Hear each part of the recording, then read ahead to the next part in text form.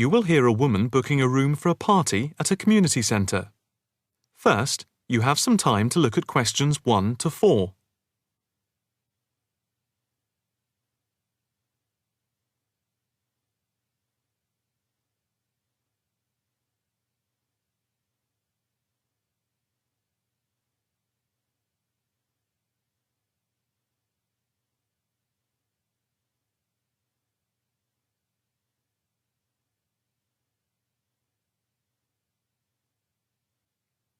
Now the test will begin.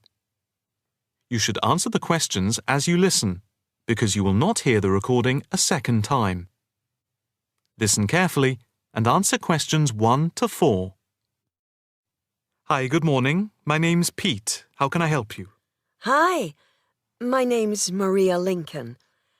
I understand you hire out rooms in the community centre as venues for parties? Yes, we do. We've various sized accommodation. It depends on what you're looking for, really. We're looking to hold a party, a children's birthday party, and we need a room that will hold about 70 people, with space for a small disco area, games, dancing, and food. Well, we have a large room, and it would certainly hold at least 100 people comfortably. It's used a lot for parties and things like that. That sounds as if it might be suitable. I've tried various venues, and they're either booked up or they don't hold enough people. Can you tell me when you were thinking of holding the party? I know it's short notice, but we wanted to hold it Saturday week. That's September 15th. Let's have a look. Yes, you're in luck. The Mandela suite is free then. I'll just write that down. M-A-N-D-E-L-A. And the time. When were you thinking of holding it? In the afternoon, from 3:30 p.m. to 9 p.m. Yes, okay. There's no smoking on the premises, and we're only licensed to have soft drinks. That's okay. I think I'm happy to go ahead. Before you hear the rest of the conversation, you have some time to look at questions 5 to 10.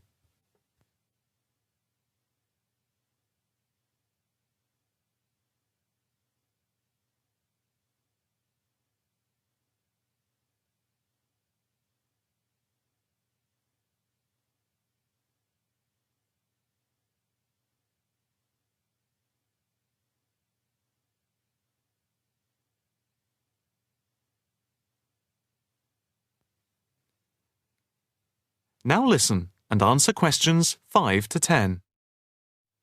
Can you just give your postcode? Yes, it's PA5 7GJ. Fine. And the flat and street number? It's flat number 40, and the street number is 35.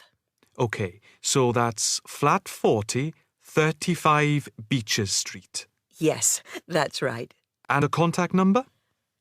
My landline is 223279 with the code. But I'll give you my mobile number, which is 07897 293381. Okay, 293381. Can you tell me how much it will cost? It's quite reasonable, actually. It's £115 for the hire of the room, with tables and chairs. But if you want to hire disco equipment, we've got a basic system with speakers and other equipment for £25. But there is no technician around in case anything goes wrong. And of course, it's optional.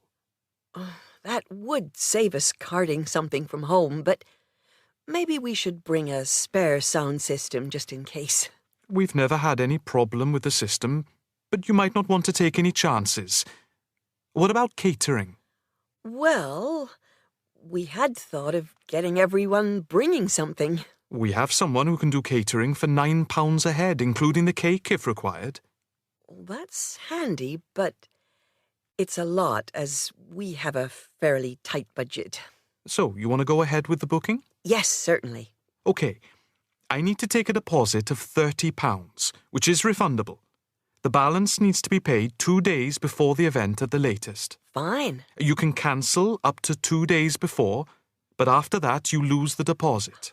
We don't intend to cancel, but is there any insurance we can take out? Yes, there's a form here somewhere. How much? It's, let me see. It's only £9 for the 24-hour period, and that covers you for cancellation, damage, and injury. Well, at least we'd better have a look at it. How would you like to pay the deposit? Cash. I'll just give you a receipt. There you are. 10, 20, 30. £30. Maria Lincoln. Thank you very much. I'm really glad I found somewhere. We have been trying to book a place for the past 2 weeks, so thank you again, and bye for now. That is the end of section 1. You now have half a minute to check your answers.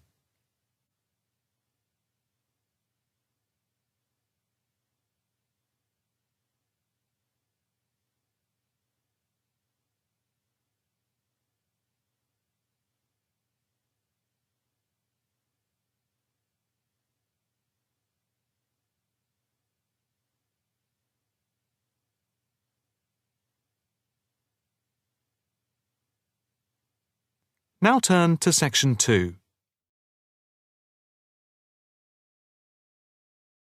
Section 2. You will hear a talk on the radio about grass roofs. First, you have some time to look at questions 11 to 13.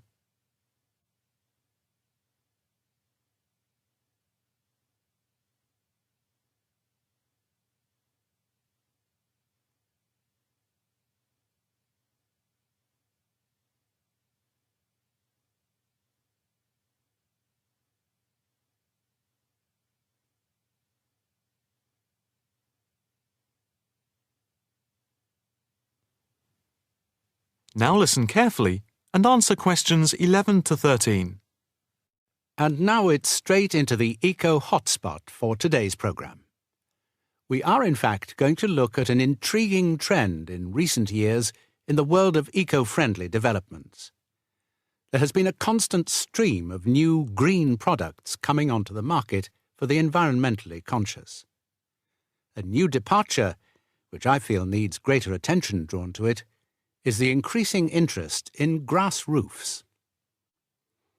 Environmentalists sing the praises of grass roofs as interest in sustainable ecological building has led to the greening of the rooftops of residential and commercial buildings around the world. And what does this type of roof consist of? Instead of tiles, which allow water to run off and create flash flooding, the roof has a waterproof underlay, which is laid over the roof deck.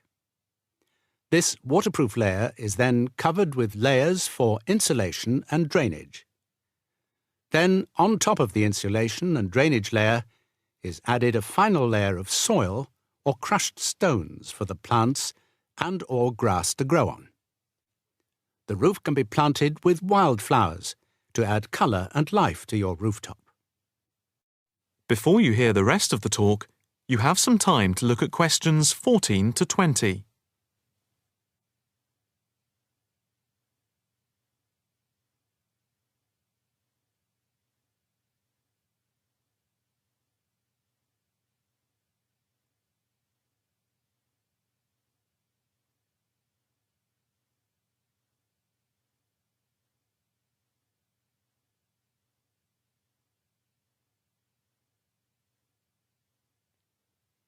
Now listen carefully and answer questions 14 to 20.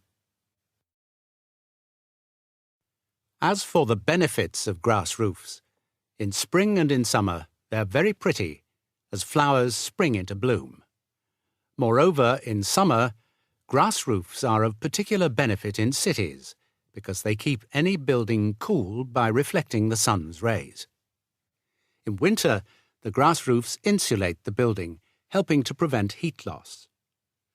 The roofs require little maintenance and are better than any other roofing material. They encourage biodiversity by attracting bees and birds, And they absorb water runoff, which helps prevent flash flooding. In fact, the gravel layer retains 71% of the rainwater that falls, thus helping to prevent flash flooding. In winter, the brown soil is a bit more evident, which can look unattractive if the roofs are not tended carefully. But that is a price worth paying, and I would say that they come highly recommended by those who have them. If you compare grass roofs with tiles, the latter do certainly look very tidy, but at a price to the future of the planet. The main drawbacks of tiles, though, are the water runoff and the absorption of heat from the sun's rays in summer. So, if we are to save the planet from the ecological point of view, tiles do not come recommended. The only roof that I can think of which has similar ecological credentials to the grass roof is the thatched roof. Thatched roofs are good insulators and very attractive, but very pricey and not ideal for cities. How can we make more of our roofs green? That is, how can people be persuaded to install grass roofs? The World Green Roof Conference in Australia was a very good start. At a grassroots level, the best way to raise the profile of grass roofs is to make them trendy by highlighting them in fashionable magazines, so that people begin to feel that they cannot do without them. But the idea I like best is holding competitions for the best designed grass roofs. Next week, Eco Hotspot is going to look at... That is the end of section 2. You now have half a minute to check your answers.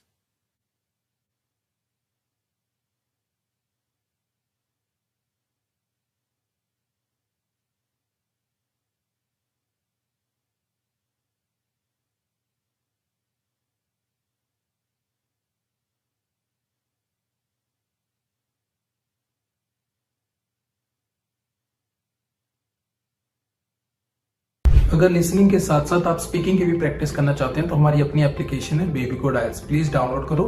App store और play store दोनों पे available है और link description में भी हमने डाल दिया है। यहाँ पे आप एआई टीचर को जितने चाहें उतनी बार स्पीकिंग टेस्ट दे सकते हो, जब चाहें तब, कोई रिस्ट्रिक्शन नहीं है। और अगर आप चाहते हो कि टीचर आपको आपके बैंड स्कोर बताए, आपकी मिस्टेक बताए और कैसे आप 5 बैंड से 7 बैंड इंप्रूव कर सकते हो, तो प्लीज यूज करो मेरा promo code IELTS50। Do not forget, my promo code is IELTS50. Now turn to section 3.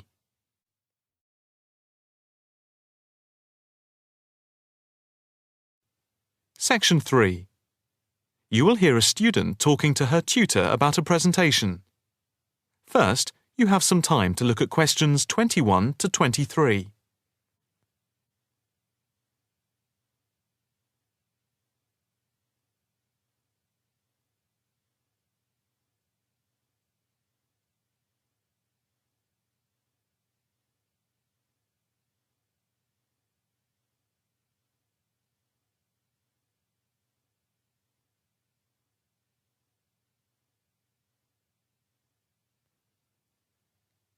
Now listen carefully and answer questions 21 to 23.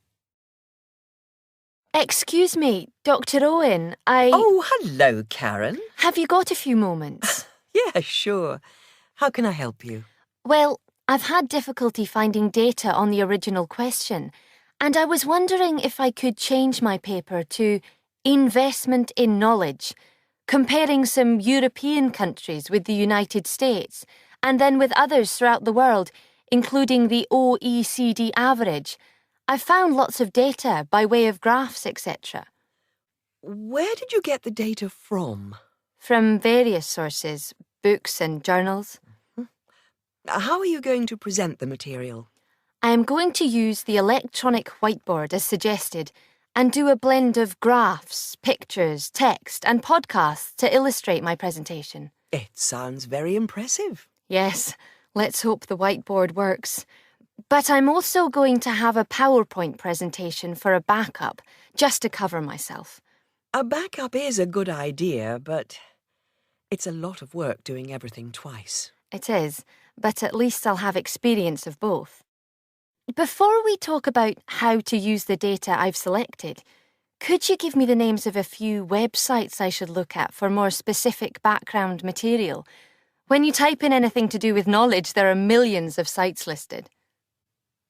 Before you hear the rest of the conversation, you have some time to look at questions 24 to 30.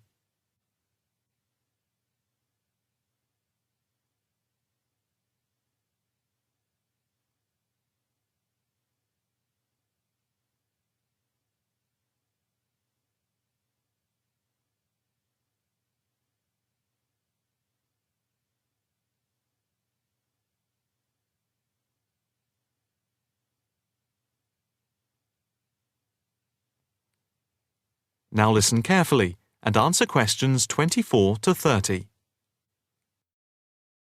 Let's see. Oh, I'll print you off this list.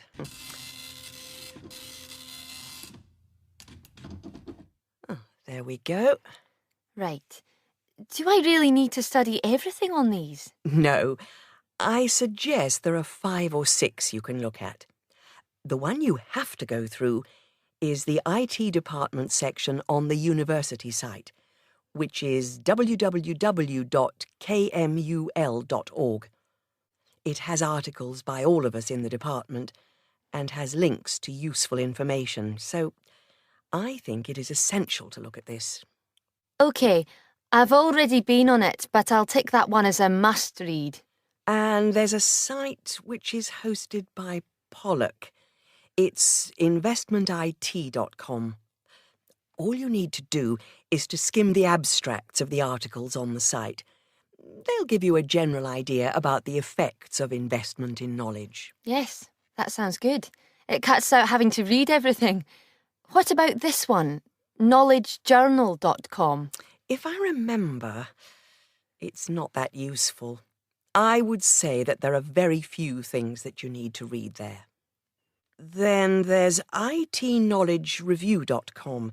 It's got loads of articles, but it's probably best just to read those that have come out in the last term or so.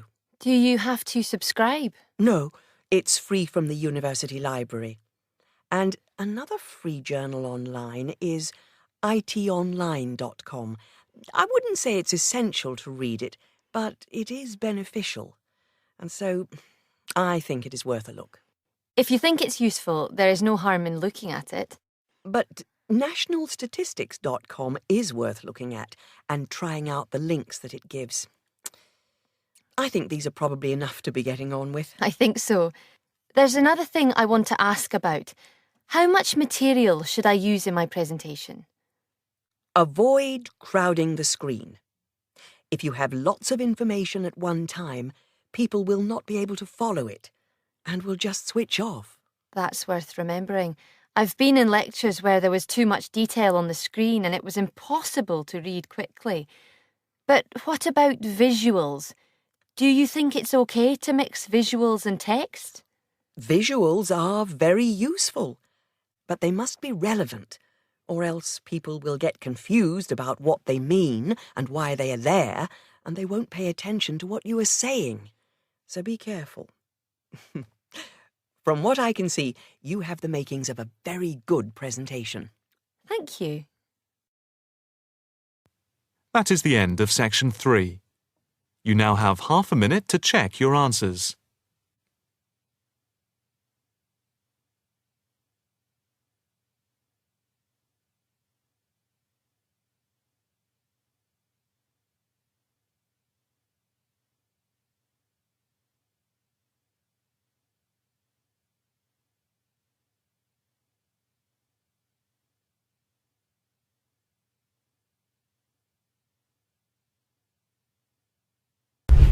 अभी तक baby code app download नहीं की तो यहाँ पे सिर्फ speaking listening reading writing सारे के सारे फ्री में मॉड्यूल अवेलेबल है, वो भी लेटेस्ट कंटेक्स्ट के साथ। और तो यहाँ पे आईएलटीएस की लाइव क्लासेस भी देते हैं आईटीपी अप्रूव्ड टीचर फ्री में। तो प्लीज डाउनलोड करो, ट्राई करो और अपने दोस्तों के साथ शेयर करो ताकि ज्यादा से ज्यादा बच्चों तक ये बात पहुंच सके। Now turn to section 4.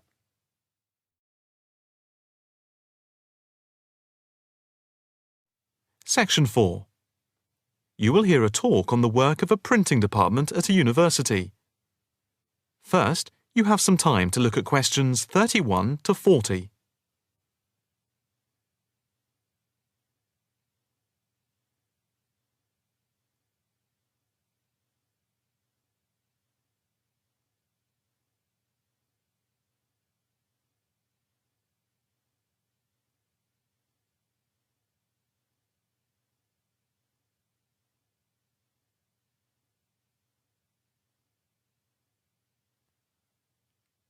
Now listen carefully and answer questions 31 to 40. I am here to give you a brief outline of the work of this new department. The Department of the Printed Word has a very short history, having been created just 10 years ago. Some statistics to start with. The first intake of undergraduate students consisted of 20 students, which rose to 37 in the second year. And we now have about 50 in the first year, doing a wide range of courses, full and part-time.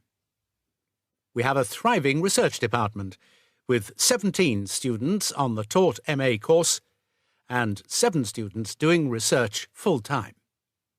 In all, we have 9 full-time lecturers and 16 part-time lecturers who work mainly, but not exclusively, in our evening department.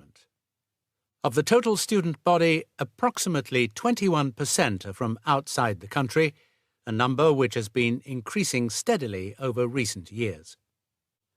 Although students from overseas have to reach a minimum level of competence in English before they follow a course at the university, some may require remedial help with their English, and we can offer help through the Student Support Services as part of the general assistance given to all students.